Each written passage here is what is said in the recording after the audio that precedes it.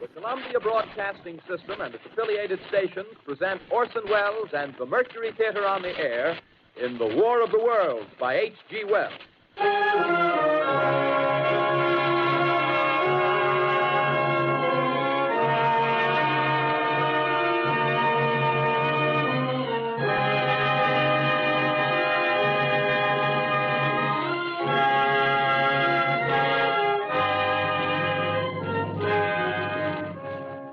Ladies and gentlemen, the director of the Mercury Theater and star of these broadcasts, Orson Welles. We know now that in the early years of the 20th century, this world was being watched closely by intelligences greater than man's, and yet as mortal as his own. We know now that as human beings busied themselves about their various concerns, they were scrutinized and studied, perhaps almost as narrowly as a man with a microscope might scrutinize the transient creatures that swarm and multiply in a drop of water. With infinite complacence, people went to and fro over the earth about their little affairs, serene in the assurance of their dominion over this small, spinning fragment of solar driftwood, which by chance or design, man has inherited out of the dark mystery of time and space. Yet across an immense ethereal gulf, minds that are to our minds as ours are to the beasts in the jungle, intellects vast, cool, and unsympathetic, regarded this earth with envious eyes and slowly and surely drew their plans against us. In the 39th year of the 20th century came the Great Disillusionment. Near the end of October, business was better. The war scare was over. More men were back at work. Sales were picking up. On this particular evening, October 30th, the Crosley service estimated that 32 million people were listening in on radios. The next 24 hours, not much change in temperature. A slight atmospheric disturbance of undetermined origin is reported over Nova Scotia, causing a low-pressure area to move down rather rapidly over the northeastern states, bringing a forecast of rain accompanied by winds of light gale force. Maximum temperature 66, minimum 48. This weather report comes to you from the Government Weather Bureau. We take you now to the Meridian Room in the Hotel Park Plaza in downtown New York, where you will be entertained by the music of Raymond Raquello and his orchestra.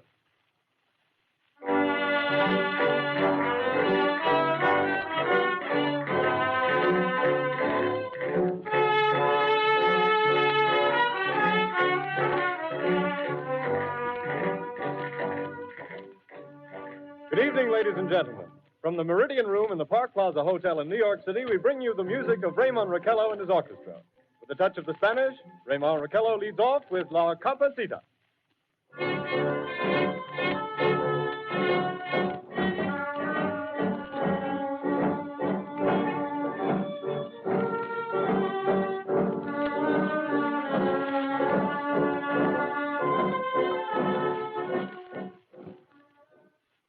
Ladies and gentlemen, we interrupt our program of dance music to bring you a special bulletin from the Intercontinental Radio News. At 20 minutes before 8 Central Time, Professor Farrell of the Mount Jennings Observatory, Chicago, Illinois, reports observing several explosions of incandescent gas occurring at regular intervals on the planet Mars. The spectroscope indicates the gas to be hydrogen and moving toward the Earth with enormous velocity. Professor Pearson of the observatory at Princeton confirms Farrell's observation and describes the phenomenon as, quote, like a jet of blue flame shot from a gun, unquote. We now return you to the music of Raymond Raquello, playing for you in the Meridian Room of the Park Plaza Hotel, situated in downtown New York.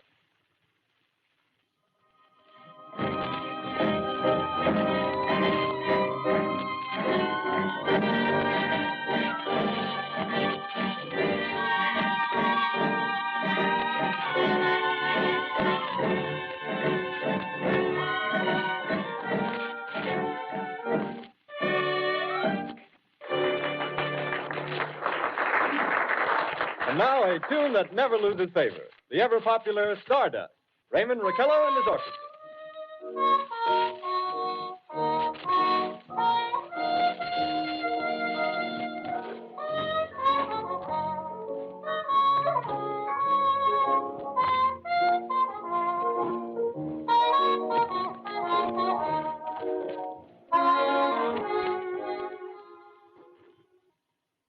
Ladies and gentlemen, following on the news given in our bulletin a moment ago, the Government Meteorological Bureau has requested the large observatories of the country to keep an astronomical watch on any further disturbances occurring on the planet Mars. Due to the unusual nature of this occurrence, we have arranged an interview with the noted astronomer, Professor Pearson, who will give us his views on this event. In a few moments, we will take you to the Princeton Observatory at Princeton, New Jersey. We return you until then to the music of Ramon Raquello and his orchestra.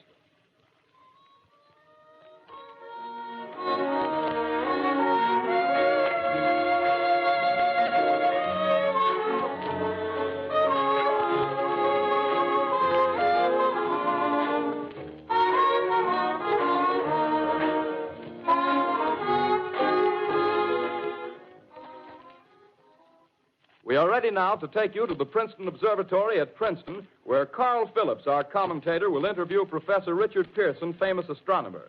We take you now to Princeton, New Jersey. Good evening, ladies and gentlemen. This is Carl Phillips speaking to you from the observatory at Princeton. I'm standing in a large semicircular room, pitch black except for an oblong split in the ceiling. Through this opening, I can see a sprinkling of stars that cast a kind of frosty glow over the intricate mechanism of the huge telescope. The ticking sound you hear is the vibration of the clockwork. Professor Pearson stands directly above me on a small platform, peering through the giant lens. I'll ask you to be patient, ladies and gentlemen, during any delay that may arise during our interview. Besides the ceaseless watch of the heavens, Professor Pearson may be interrupted by telephone or other communications. During this period, he is in constant touch with the astronomical centers of the world. Professor, may I begin our questions? Any time, Mr. Phillips. Professor, would you please tell our radio audience exactly what you see as you observe the planet Mars through your telescope? Nothing unusual at the moment, Mr. Phillips. A red disk swimming in the blue sea. Transverse stripes across the disk. Quite distinct now because Mars happens to be at the point nearest the Earth, in opposition, as we call it. In your opinion, what do these transverse stripes signify, Professor Pearson? Not canals, I can assure you, Mr. Phillips. See. Although that's the popular conjecture of those who imagine Mars to be inhabited. From a scientific viewpoint, the stripes are merely the result of atmospheric conditions peculiar to the planet. Then you're quite convinced, as a scientist, that living intelligence as we know it does not exist on Mars? I should say the chances against it are 1,000 to 1. And yet, how do you account for these gas eruptions occurring on the surface of the planet at regular intervals? Mr. Phillips, I cannot account for it. By the way, Professor, for the benefit of our listeners, how far is Mars from the Earth? Approximately 40 million miles. Well, that seems a safe enough distance. Just a moment, ladies and gentlemen. Someone has just handed Professor Pearson a message. While he reads it, let me remind you that we are speaking to you from the observatory in Princeton, New Jersey, where we are interviewing the world-famous astronomer, Professor Pearson. One moment, please.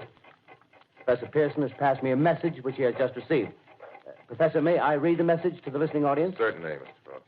Ladies and gentlemen, I shall read you a wire addressed to Professor Pearson from Dr. Gray of the Natural History Museum, New York. Quote, 9:15 p.m. Eastern Standard Time. Seismograph registered shock of almost earthquake intensity occurring within a radius of 20 miles of Princeton. Please investigate. Signed, Lloyd Gray, Chief of Astronomical Division. Unquote. Professor Pearson, could this occurrence possibly have something to do with the disturbances observed on the planet Mars? Hardly, Mr. Phillips. This is probably a meteorite of unusual size, and its arrival at this particular time is merely a coincidence. However, we shall conduct a search as soon as daylight permits. Thank you, Professor. Ladies and gentlemen, for the past 10 minutes, we've been speaking to you from the observatory at Princeton, bringing you a special interview with Professor Pearson, noted astronomer. This is Carl Phillips speaking. We are returning you now to our New York studio.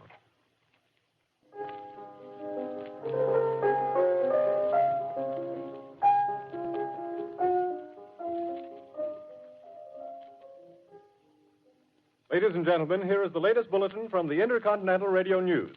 Toronto, Canada. Professor Morse of Macmillan University reports observing a total of 3 explosions on the planet Mars between the hours of 7:45 p.m. and 9:20 p.m. Eastern Standard Time. This confirms earlier reports received from American observatories. Now, nearer home, comes a special bulletin from Trenton, New Jersey. It is reported that at 8:50 p.m., a huge flaming object, believed to be a meteorite, fell on a farm in the neighborhood of Grover's Mill, New Jersey, 22 miles from Trenton. The flash in the sky was visible within a radius of several hundred miles, and the noise of the impact was heard as far north as Elizabeth. We have dispatched a special mobile unit to the scene, and we'll have our commentator, Carl Phillips, give you a word picture of the scene as soon as he can reach there from Princeton. In the meantime, we take you to the Hotel Martinet in Brooklyn, where Bobby Millett and his orchestra are offering a program of dance music.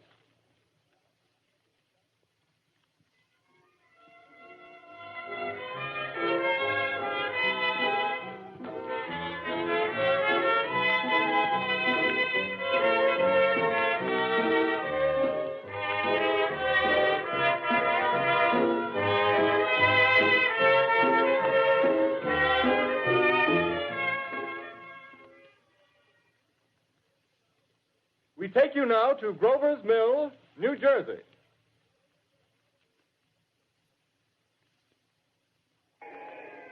Ladies and gentlemen, this is Carl Phillips again, out at the Wilmot Farm, Grover's Mill, New Jersey.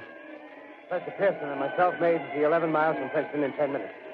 Well, I hardly know where to begin. To paint for you a word picture of the strange scene before my eyes, like something out of a modern Arabian Nights. Well, I just got here. I haven't had a chance to look around yet. I guess that's it. Yes, I guess that's the thing directly in front of me, half buried in a vast pit. Must have struck with terrific force. The ground is covered with splinters of a tree. It must have struck on its way down. But I can see the object itself doesn't look very much like a meteor, at least not the meteors I've seen. It looks more like a huge cylinder. Has a diameter of, what would you say, Professor Pearson? What's that? What would you say, what's the diameter of this? About 30 yards. About 30 yards. The metal on the sheath is, well, I've never seen anything like it. The color is sort of yellowish white. Its curious spectators now are pressing close to the object in spite of the efforts of the police to keep them back. Getting in front of my line of vision. Would you mind standing one side, please? While the police are pushing the crowd back. Here's Mr. Wilmot, owner of the farm here. He may have some interesting facts to add. Mr. Wilmot, would you please tell the radio audience as much as you remember of this rather unusual visitor that dropped in your backyard? A step closer, please. Ladies and gentlemen, this is Mr. Wilmot. Well, I was listening to the radio. Closer and louder, please. Pardon me? Louder, please, closer. Yes. I was listening to the radio and kind of drowsing. That professor fellow was talking about Mars, so I was half dozing and half... Yes, Mr. Wilmot, and then what happened? Well, as I was saying, I was listening to the radio, kind of halfway. Yes, Mr. Wilmot, and then you saw something. Well, not first off. I heard something. And what did you hear? A hissing sound like this. Kind of like a 4th of July rocket. Yes, then what? I turned my head out the window and would have sworn I was to sleep and dreaming. Yes? I seen a kind of greenish streak and then zingo. Something smacked the ground, knocked me clear out of my chair. Well, were you frightened, Mr. Wilmot? Well, I ain't quite sure. I reckon I was kind of riled. Well, thank you, Mr. Wilmot. Thank you very much. Yeah, you want me to tell No, that's some quite more? all right. That's plenty. Ladies and gentlemen, you've just heard Mr. Wilmot, owner of the farm where this thing has fallen. I wish I could convey the atmosphere, the background of this fantastic scene. Hundreds of cars are parked in a field in back of us, and the police are trying to rope off the roadway leading into the farm, but it's no use. They're breaking right through. The car's headlights throw an enormous spotlight on the pit where the object's half buried. Now, some of the more daring souls now are venturing near the edge. Their silhouettes stand out against the metal sheen.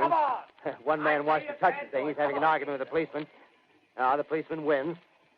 Now, ladies and gentlemen, there's something I haven't mentioned in all this excitement, but it's becoming more distinct. Perhaps you've caught it already on your radio. Listen, please. Do you hear it? It's a curious humming sound that seems to come from inside the object. I'll move the microphone nearer. Here. Now, we're not more than 25 feet away. Can you hear it now? Professor Pearson. Yes, Mr. Phillips. Can you tell us the meaning of that scraping noise inside the thing? Possibly the unequal cooling of its surface. I say, do you still think it's a meteor, Professor? I don't know what to think. The metal casing is definitely extraterrestrial. Not found on this Earth. Friction with the Earth's atmosphere usually tears holes in a meteorite. This thing is smooth, and you can see its cylindrical Just a minute. shape. Something's happening. Ladies and gentlemen, this is terrific. This end of the thing is beginning to flake off. The top is beginning to rotate like a screw, and the thing must be hollow. Move it! Keep back there! Keep back there! Keep those men back! Keep back there! Keep those idiots back! Keep off! The top's loose! Look out there! Stand back! Ladies and gentlemen, this is the most terrifying thing I've ever witnessed. Wait a minute. Someone calling someone or something. I can see turning out of that black hole two luminous discs. The eyes, it might be a face, might be almost but heavens, something wriggling out of the shadow like a gray snake. Now it's another one, and another one, and another one. They look like tentacles to me. Oh, yeah, I can see the thing's body. Now it's large as a bear. It glistens like wet leather, but that face, ladies and gentlemen, it's indescribable. I can hardly force myself to keep looking at it. It's so awful. The eyes are black, and they gleam like a serpent. The mouth is kind of V-shaped with saliva dripping from its rimless lips. It seems to quiver and pulsate, and the monster, or whatever it is, can hardly move. It seems weighed down by possibly gravity or something. The thing's rising up now, and the crowd falls back. They've seen plenty. The most extraordinary experience, ladies and gentlemen. I can't find words. Well, I'll pull this microphone with me as I talk. I'll have to stop the description till I can take a new position. Hold on, will you, please? I'll be right back in a minute.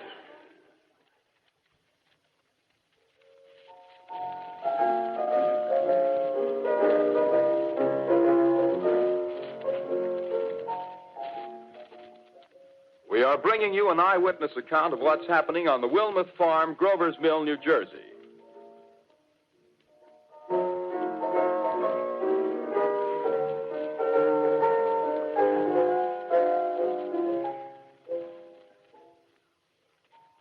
We now return you to Carl Phillips at Grover's Mill.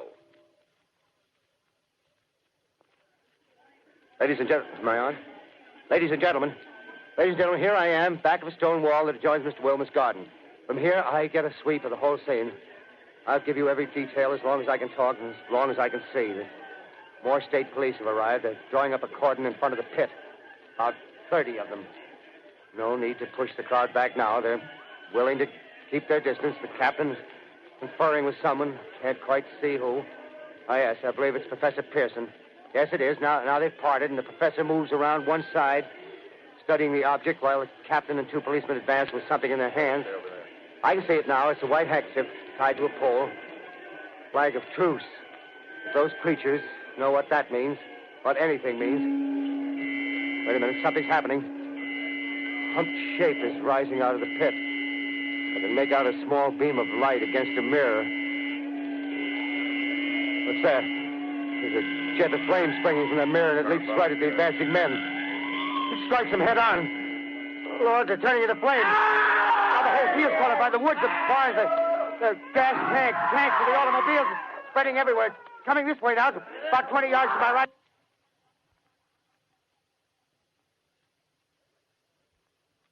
Ladies and gentlemen, due to circumstances beyond our control, we are unable to continue the broadcast from Grover's Mill.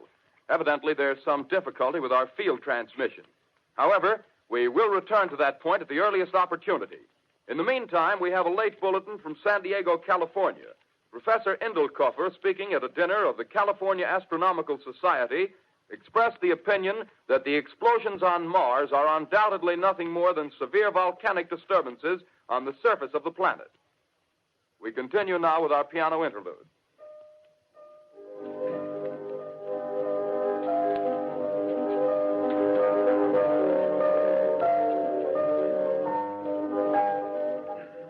Ladies and gentlemen, I've just been handed a message that came in from Grover's Mill by telephone. Just one moment, please. At least 40 people, including 6 state troopers, lie dead in a field east of the village of Grover's Mill. Their bodies burned and distorted beyond all possible recognition. The next voice you hear will be that of Brigadier General Montgomery Smith, commander of the state militia at Trenton, New Jersey. I have been requested by the governor of New Jersey to place the counties of Mercer and Middlesex as far west as Princeton and east to Jamesburg under martial law. No one will be permitted to enter this area except by special pass issued by state or military authorities. 4 companies of state militia are proceeding from Trenton to Grover's Mill and will aid in the evacuation of homes within the range of military operations. Thank you. You have just been listening to General Montgomery Smith, commanding the state militia at Trenton. In the meantime, further details of the catastrophe at Grover's Mill are coming in. The strange creatures, after unleashing their deadly assault, crawled back in their pit and made no attempt to prevent the efforts of the firemen to recover the bodies and extinguish the fire. The combined fire departments of Mercer County are fighting the flames which menace the entire countryside. We have been unable to establish any contact with our mobile unit at Grover's Mill, but we hope to be able to return you there at the earliest possible moment. In the meantime, we take you to... Just one moment, please. Ladies and gentlemen, I have just been informed that we have finally established communication with an eyewitness of the tragedy. Professor Pearson has been located at a farmhouse near Grover's Mill, where he has established an emergency observation post. As a scientist, he will give you his explanation of the calamity. The next voice you hear will be that of Professor Pearson, brought to you by direct wire. Professor Pearson.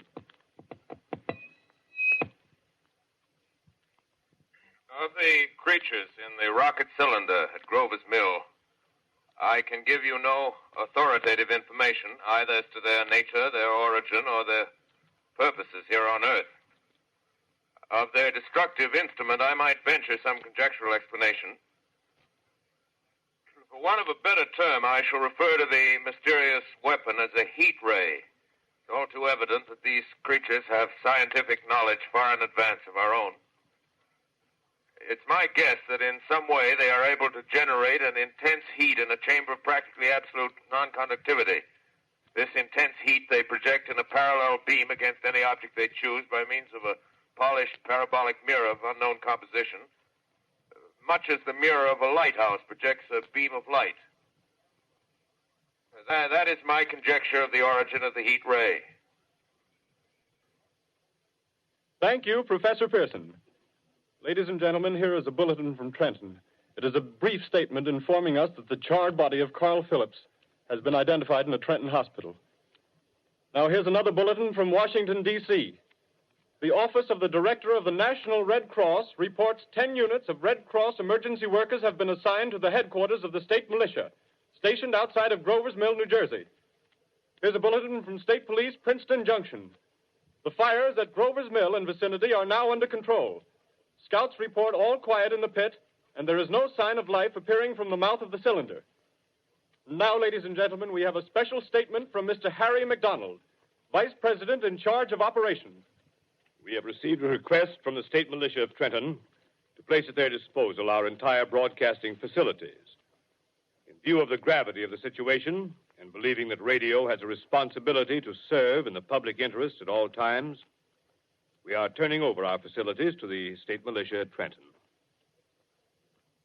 We take you now to the field headquarters of the state militia near Grover's Mill, New Jersey. This is Captain Lansing of the Signal Corps, attached to the state militia, now engaged in military operations in the vicinity of Grover's Mill. Situation arising from the reported presence of certain individuals of unidentified nature is now under complete control. The cylindrical object, which lies in a pit directly below our position, surrounded on all sides by 8 battalions of infantry, without heavy field pieces, but adequately armed with rifles and machine guns. All cause for alarm, if such cause ever existed, is now entirely unjustified. Things, whatever they are, do not even venture to poke their heads above the pit. I can see their hiding place plainly in the glare of the searchlights here. With all their reported resources, these creatures can scarcely stand up against heavy machine gun fire. Anyway, it's an interesting outing for the troops. I can make out their khaki uniforms crossing back and forth in front of the lights. Looks almost like a real war. There appears to be some slight smoke in the woods bordering the Millstone River, probably fire started by campers. Well, we ought to see some action soon. One of the companies is deploying on the left flank. A quick thrust and it'll all be over. Now, wait a minute. I see something on top of the cylinder. No, it's nothing but a shadow. Now the troops are on the edge of the Wilmot farm. 7,000 armed men closing in on an old metal tube. A tub, rather. Well, wait, that wasn't a shadow. It's something moving. solid metal, kind of a shield-like affair rising up out of the cylinder. It's going higher and higher. What? It's standing on legs, actually rearing up on a sort of metal framework. Now it's reaching above the trees, and the searchlights are on it. Hold on.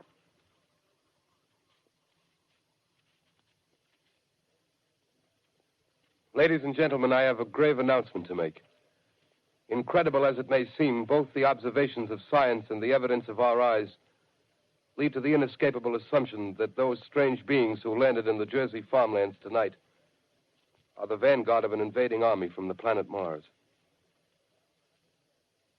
The battle which took place tonight at Grover Mills has ended in one of the most startling defeats ever suffered by an army in modern times. 7,000 men armed with rifles and machine guns pitted against a single fighting machine of the invaders from Mars. 120 known survivors. The rest strewn over the battle area from Grover's Mill to Plainsboro, crushed and trampled to death under the metal feet of the monster, or burned to cinders by its heat ray. The monster is now in control of the middle section of New Jersey and has effectively cut the state through its center. Communication lines are down from Pennsylvania to the Atlantic Ocean. Railroad tracks are torn and service from New York to Philadelphia discontinued, except routing some of the trains through Allerton and Phoenixville. Highways to the north, south, and west are clogged with frantic human traffic. Police and army reserves are unable to control the mad flight. By morning, the fugitives will have swelled Philadelphia, Camden, and Trenton, it is estimated, to twice their normal population. Martial law prevails throughout New Jersey and eastern Pennsylvania. At this time, we take you to Washington for a special broadcast on the national emergency. The Secretary of the Interior. Citizens of the nation, I shall not try to conceal the gravity of the situation that confronts the country, nor the concern of your government in protecting the lives and property of its people. However, I wish to impress upon you, private citizens and public officials, all of you, the urgent need of calm and resourceful action. Fortunately, this formidable enemy is still confined to a comparatively small area, and we may place our faith in the military forces to keep them there. In the meantime, placing our faith in God, we must continue the performance of our duties, each and every one of us, so that we may confront this destructive adversary with a nation united, courageous, and consecrated to the preservation of human supremacy on this earth. I thank you. You have just heard the Secretary of the Interior speaking from Washington. Bulletins too numerous to read are piling up in the studio here. We're informed that the central portion of New Jersey is blacked out from radio communication due to the effect of the heat ray upon power lines and electrical equipment. Here's a special bulletin in New York. Cables have been received from English, French, and German scientific bodies offering assistance. Astronomers report continued gas outbursts at regular intervals on the planet Mars. The majority voiced the opinion that the enemy will be reinforced by additional rocket machines. There have been several attempts made to locate Professor Pearson of Princeton, who has observed Martians at close range. It is feared he was lost in the recent battle. Langham Field, Virginia. Scouting planes report 3 Martian machines visible above treetops, moving north toward Somerville with population fleeing ahead of them. The heat ray is not in use, although advancing at express train speed, invaders pick their way carefully. They seem to be making a conscious effort to avoid destruction of cities and countryside. However, they stop to uproot power lines, bridges, and railroad tracks. Their apparent objective is to crush resistance, paralyze communication, and disorganize human society. Here is a bulletin from Basking Ridge, New Jersey. Coon hunters have stumbled on a second cylinder similar to the first, embedded in the great swamp 20 miles south of Morristown. Army field pieces are proceeding from Newark to blow up the second invading unit before the cylinder can be opened and the fighting machine rigged. They are taking up a position in the foothills of Watchung Mountains. Another bulletin from Langham Field, Virginia. Scouting planes report enemy machines, now 3 in number, increasing speed northward, kicking over houses and trees in their evident haste to form a conjunction with their allies south of Morristown. Machines also sighted by telephone operator east of Middlesex, within 10 miles of Plainfield. Here's a bulletin from Winston Field, Long Island. A fleet of Army bombers carrying heavy explosive flying north in pursuit of enemy. Scouting planes act as guides. They keep the speeding enemy in sight. Just a moment, please, ladies and gentlemen. We've run special wires to the artillery line and adjacent villages to give you direct reports in the zone of the advancing enemy. First, we take you to the battery of the 22nd Field Artillery, located in the Watchung Mountains. Range 32 meters. 32 meters. Direction 39 degrees. 39 degrees. Fire. 140 yards to the right, sir. Shift range 31 meters. 31 meters. Direction 37 degrees. 37 degrees. Fire.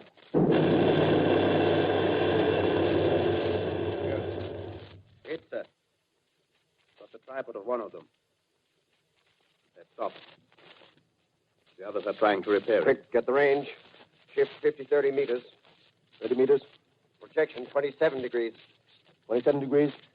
Fire. Can't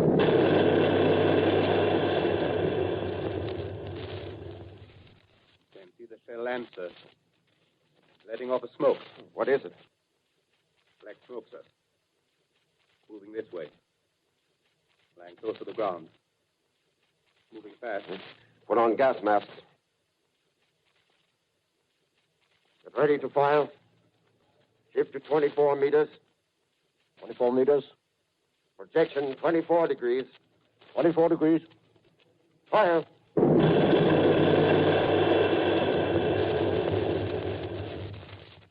Still can't see, sir. Smoke's coming nearer. Get the range. 33 meters. 23 meters. 23 meters. Protect 22 degrees. 22 degrees.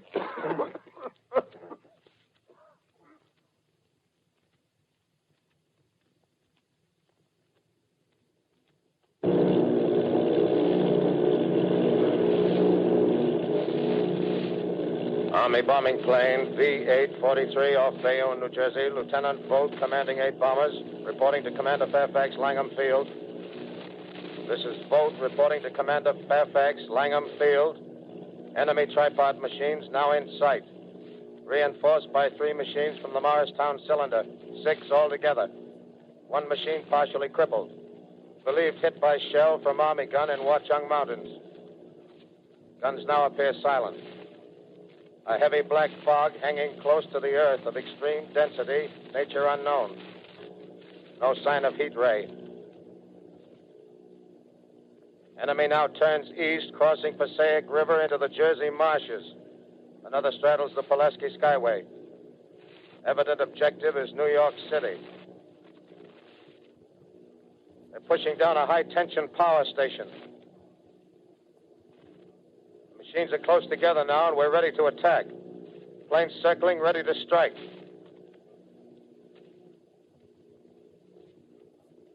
A 1,000 yards, and we'll be over the first.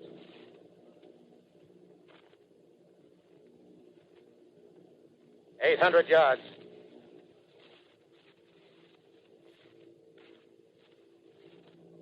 $600.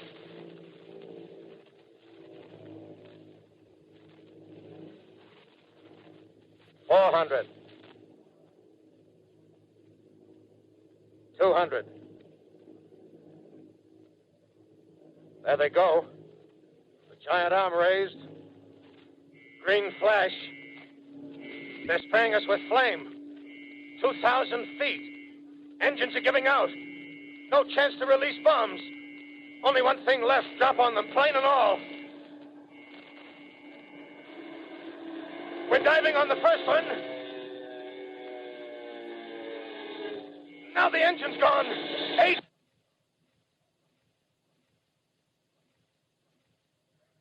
This is Bayonne, New Jersey, calling Langham Field.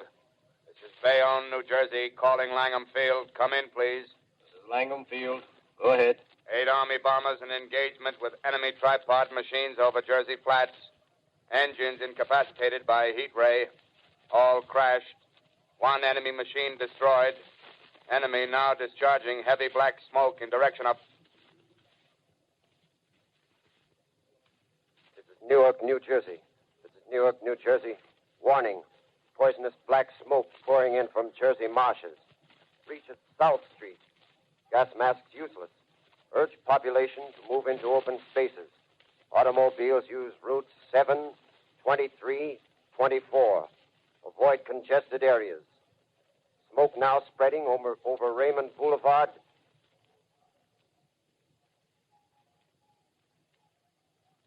L calling CQ. 2X2L calling CQ. 2X2L calling 8X3R. Come in, please. This is 8X3R coming back at 2X2L. How's reception?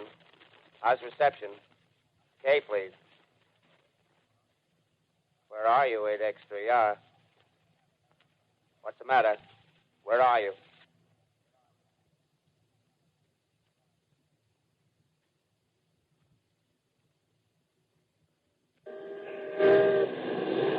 I'm speaking from the roof of Broadcasting Building. I'm speaking from the roof of Broadcasting Building, New York City. The bells you hear are ringing to warn the people to evacuate the city as the Martians approach. Estimated in the last 2 hours, 3 million people have moved out along the roads to the north. Hutchison River Parkway is still kept open for motor traffic. Avoid bridges to Long Island, hopelessly jammed. All communication with Jersey Shore closed 10 minutes ago. No more defenses. Our army is wiped out. Artillery, Air Force, everything wiped out. This may be the last broadcast. We'll stay here to the end. People are holding service here below us in the cathedral. Now I look down the harbor, all manner of boats, overloaded with fleeing population pulling out from docks. Streets are all jammed. Noise in crowds like New Year's Eve in city. Wait a minute. The enemy is now in sight above the Palisades. Five great machines. First one is crossing the river. I can see it from here, wading the Hudson like a man wading through a brook. A bulletin is handed me. Martian cylinders are falling all over the country. One outside of Buffalo, one in Chicago, St. Louis. Seem to be timed and spaced. Now the first machine reaches the shore. He stands watching, looking over the city. The steel cowlish head is even with the skyscrapers. He waits for the others. They rise like a line of new towers on the city's west side. Now they're lifting their metal hands. This is the end now. Smoke comes out, black smoke drifting over the city. People in the streets see it now. They're running toward the East River, thousands of them, dropping in like rats. Now the smoke's spreading faster. It's reached Times Square. People are trying to run away from it, but it's no use. They're falling like flies. Now the smoke's crossing 6th Avenue, 5th Avenue. 100 yards away. It's 50 feet.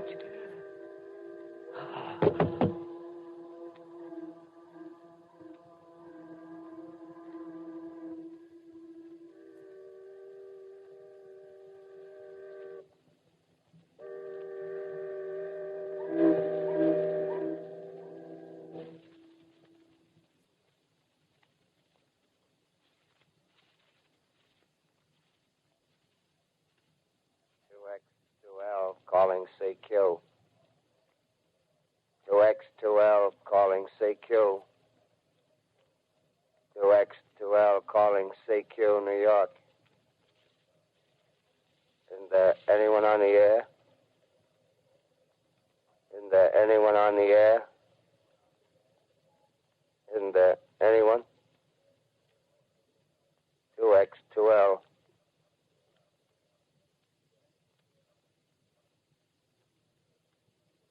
You are listening to a CBS presentation of Orson Welles and the Mercury Theater on the Air in an original dramatization of The War of the Worlds by H.G. Wells. The performance will continue after a brief intermission. This is the Columbia Broadcasting System. The War of the Worlds by H.G. Wells, starring Orson Welles and the Mercury Theater on the Air.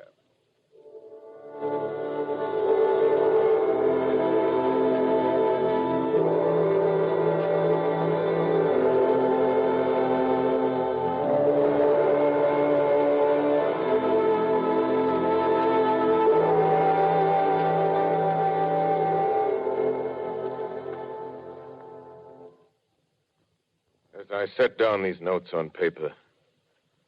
I'm obsessed by the thought that I may be the last living man on Earth. I've been hiding in this empty house near Grover's Mill, a small island of daylight cut off by the black smoke from the rest of the world. All that happened before the arrival of these monstrous creatures in the world now seems part of another life. A life that has no continuity with the present.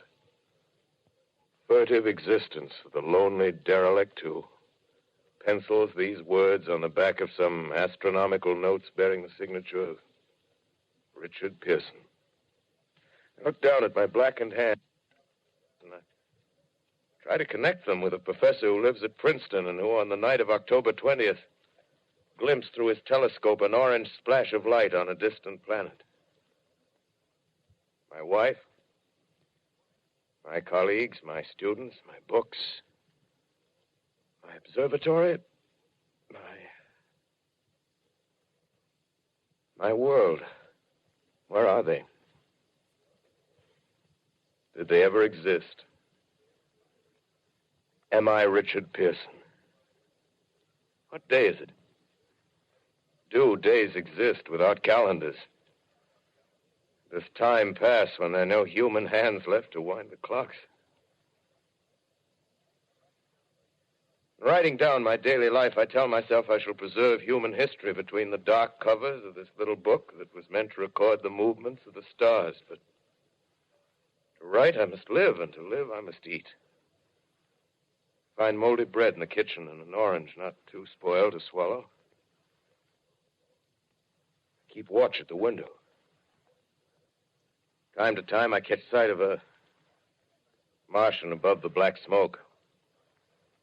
The smoke still holds the house in its black coil, but at length there's a hissing sound, and suddenly I see a Martian mounted on his machine, spraying the air with a jet of steam as if to dissipate the smoke. I watch in a corner as his huge metal legs nearly brush against the house.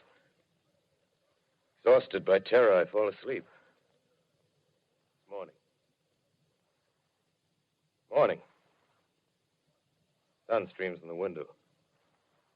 The black cloud of gas is lifted, and the scorched meadows to the north look as though a black snowstorm had passed over them. I venture from the house. I make my way to a road, no traffic.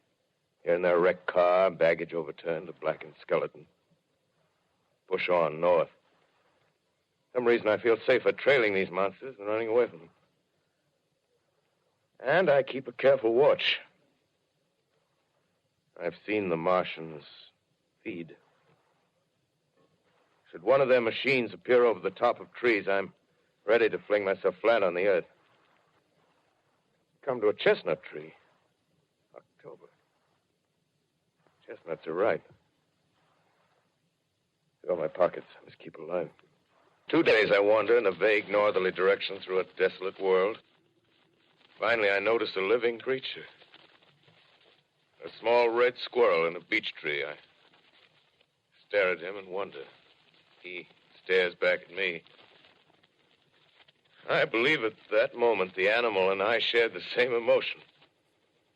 The joy of finding another living being. Push on north. I Find dead cows in a brackish field, and beyond the charred ruins of a dairy and a silo, remain standing guard over the wasteland like a lighthouse, deserted by the sea. Astride the silo perches a weathercock. The arrow points north. North. Next day, I come to a city. City vaguely familiar in its contours, yet its buildings strangely dwarfed and leveled off as if a giant had sliced off its highest towers with a capricious sweep of his hand. Reached the outskirts. I found Newark. Newark, undemolished but humbled by some whim of the advancing Martians. Presently, with an odd feeling of being watched, I caught sight of something crouching in a doorway. I made a step towards it, and it rose up and became a man. A man armed with a large knife. Stop! Where do you come from? I come from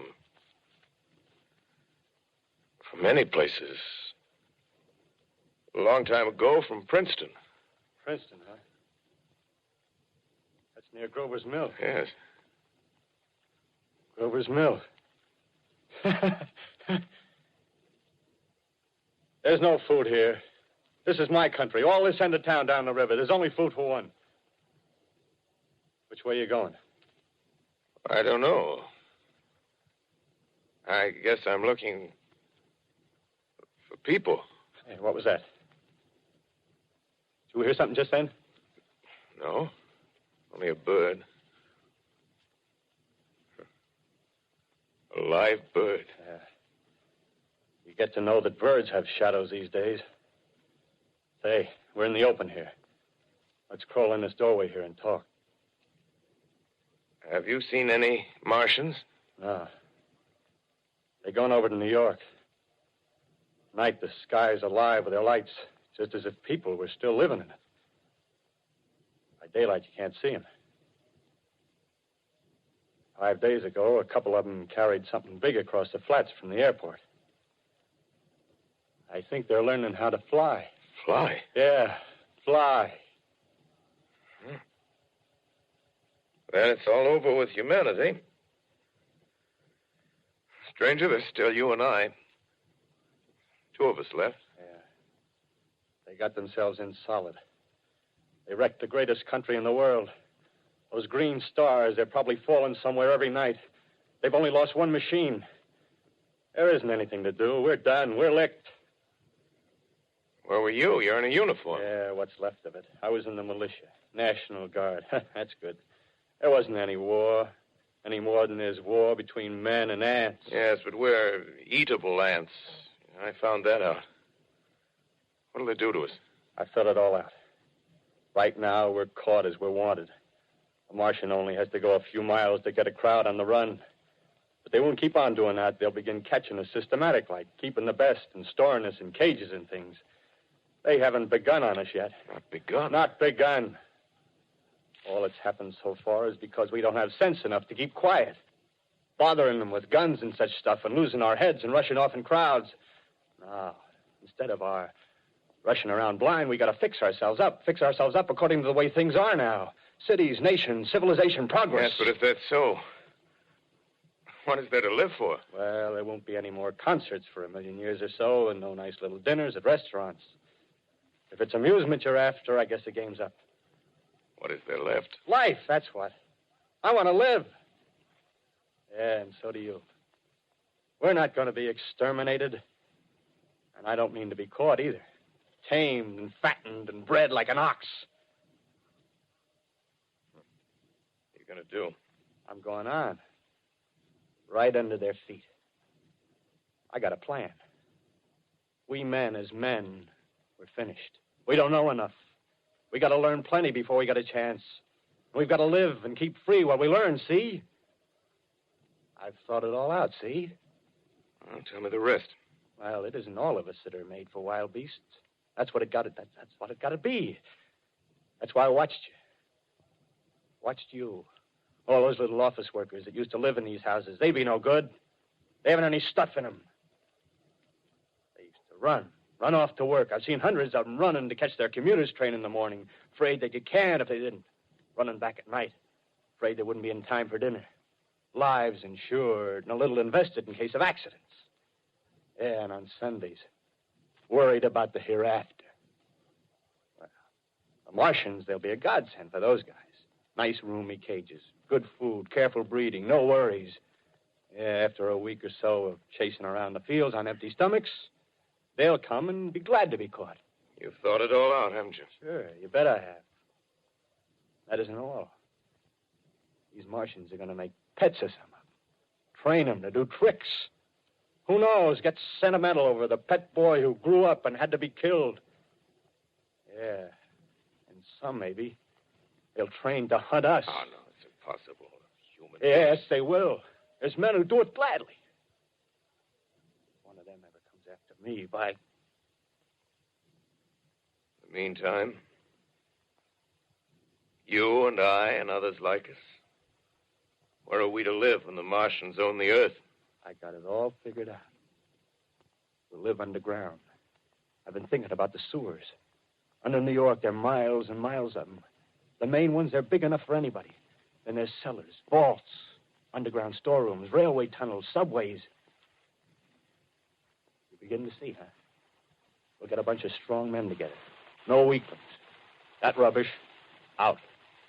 As you meant me to go. All right. Give you a chance, didn't I? Won't quarrel about that. Go on. Well, we got to make safe places for us to stay in, see? Get all the books we can. Science books. That's where men like you come in, see? We raid the museums. We'll even spy on the Martians. May not be so much we have to learn before... Listen. Just imagine this. 4 or 5 of their own fighting machines suddenly start off. Heat rays right and left. Not a Martian in them. Not a Martian in them, see? But men. Men who've learned the way how. May even be in our time. Gee. Imagine having one of them lovely things with a heat ray wide and free. We'd turn it on Martians. We'd turn it on men. We'd bring everybody down on their knees. That's your plan. You, me, a few more of us. We'd own the world. I see. Hey, what's the matter? Where are you going? Not to your world. Bye, stranger. Well, after parting with the artilleryman, I came at last to the Holland Tunnel, entered that silent tube, anxious to know the fate of the great city on the other side of the Hudson. Cautiously, I came out of the tunnel and made my way up Canal Street. Reached 14th Street, and there again were black powder and several bodies and an evil, ominous smell from the gratings of the cellars of some of the houses. I wandered up through the 30s and 40s, stood alone on Times Square, caught sight of a lean dog running down 7th Avenue with a piece of dark brown meat in his jaws and a pack of starving mongrels at his heels. Made a wide circle around me as though he feared I might prove a fresh competitor. Walked up Broadway in the direction of that strange powder, past silent shop windows, displaying their mute wares to empty sidewalks. Past the Capitol Theater, silent, dark. Past a shooting gallery where a row of empty guns faced an arrested line of wooden ducks. Near Columbus Circle, I noticed models of 1939 motor cars in the showrooms facing empty streets. Over the top of the General Motors building, I watched a flock of black birds circling in the sky. Hurried on. Suddenly, I caught sight of the hood of a Martian machine, standing somewhere in Central Park, gleaming in the late afternoon sun. An insane idea. I rushed recklessly across Columbus Circle and into the park. I climbed a small hill above the pond at 60th Street, and from there I could see, standing in a silent row along the mall, 19 of those great metal titans, their cowls empty, their steel arms hanging listlessly by their sides. I looked in vain for the monsters that inhabit those machines. Suddenly, my eyes were attracted to the immense flock of black birds that hovered directly below me. They circled to the ground. And there before my eyes, stark and silent, lay the Martians with the hungry birds pecking and tearing brown shreds of flesh from their dead bodies. Later, when their bodies were examined in laboratories, it was found that they were killed by the putrefactive and disease bacteria against which their systems were unprepared. Slain, after all, man's defenses had failed by the humblest thing that God, His wisdom, has put upon this earth. Before the cylinder fell, there was a general persuasion that through all the deep of space, no life existed beyond the petty surface of our minute sphere. Now we see further. Dim and wonderful is the vision I've conjured up in my mind of life spreading slowly from this little seedbed of the solar system throughout the inanimate vastnesses of sidereal space. But it's a remote dream. Maybe that the destruction of the Martians is only a reprieve to them and not to us. Is the future ordained, perhaps? Strange it now seems to sit in my peaceful study at Princeton, writing down this last chapter of the record, begun at a deserted farm in Grover's Mill. Strange to watch children playing in the streets. Strange to see young people strolling on the green where the new spring grass heals the last black scars of a bruised earth. Strange to watch the sightseers enter the museum where the dissembled parts of a Martian machine are kept on public view. Strange when I recall the time when I first saw it. Bright and clean-cut, hard and silent under the dawn of that last great day.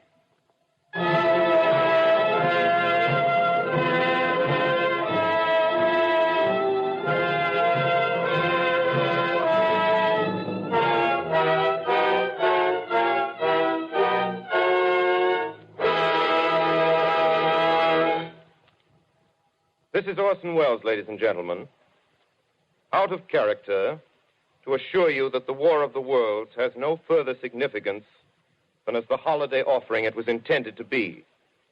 The Mercury Theater's own radio version of dressing up in a sheet and jumping out of a bush and saying boo.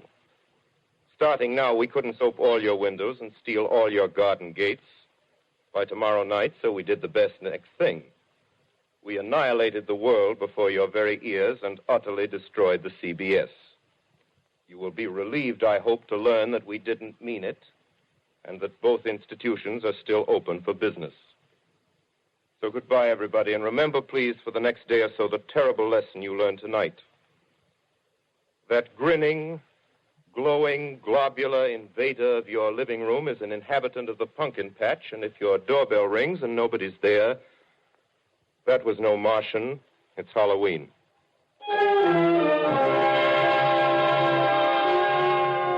Tonight, the Columbia Broadcasting System and its affiliated stations coast to coast has brought you The War of the Worlds by H.G. Wells, the 17th in its weekly series of dramatic broadcasts featuring Orson Welles and the Mercury Theater on the air. Next week, we present a dramatization of 3 famous short stories. This is the Columbia Broadcasting System.